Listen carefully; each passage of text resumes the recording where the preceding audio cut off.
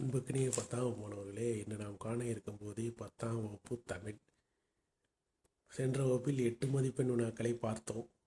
பயனுற வகையில் இருக்கும் என்று நம்புகிறேன். இந்த வகுப்பில் துணைப்பாட கட்டுரையை எப்படி எளிதாக நீங்கள் படிப்பது என்பதற்கு சொல்லித்தர இருக்கிறேன். மிகவும் கவனமாக கேட்கவும். முதல் இது புயலிலே ஒரு தோணி.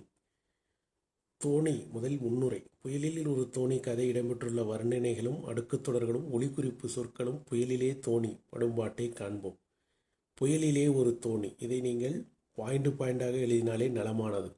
தோணி கடலில் இருந்தது, தோணி சென்றது, புயல் கடலில் அடித்தது, தோணி புயலில் மாட்டியது, தோணி புயலில் தடுமாறியது, தோணி தாவி தாவி குதித்தது, தோணி சாய்ந்து சாய்ந்து ஆடியது, தோணி நுறு என்று நொறுங்கியது, தோணி தாவி தாவி விழுந்தது, இடி இடிக்க பிசாசுகள் தாவுகின்றன. முடிவுரை. புயலிலே ஒரு தோணி கதையில் முற்ற வர்ணனைகளும் அடுக்குத் தொடர்களும் ஒலிக்குறிப்பு சொற்களும் புயலிலே தோணி படும்பாட்டை அறிந்தோம். இது எந்த ஒரு கற்றை நீங்கள் எழுதும் பொழுது முன்னுரை முடிவுரை எழுத வேண்டும். இரண்டாவது கட்டுரை.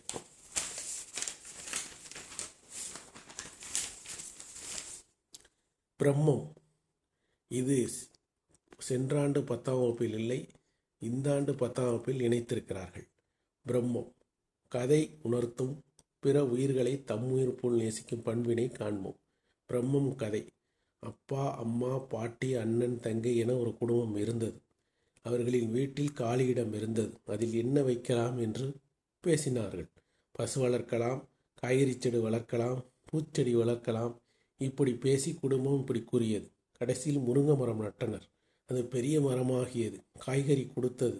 பெரிய காற்று அடித்தது, முருங்கை மரம் சாய்ந்தது. குடும்பம் கவலைப்பட்டது. முருங்கை மரம் மீண்டும் வளர்ந்தது. முடிவுரை.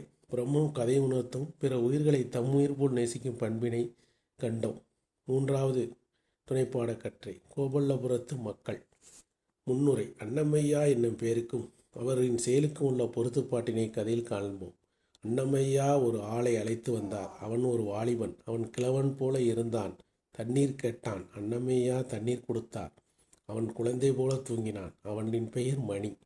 முடிவுரை. அன்னமையா என்னும் பெயருக்கும் அவரின் செயலுக்கும் உள்ள பொருத்துப்பாட்டினை இக்கதையில் கண்டோம். நன்றி. வணக்கம். அடுத்த வகுப்பில் பிற பகுதியிலே காண்போம்.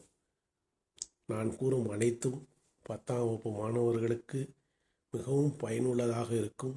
தேர்வினை எளிதாக எதிர்கொள்ளலாம். நன்றி. வணக்கம். மீண்டும் அடுத்த வகுப்பில் சந்திப்போம்.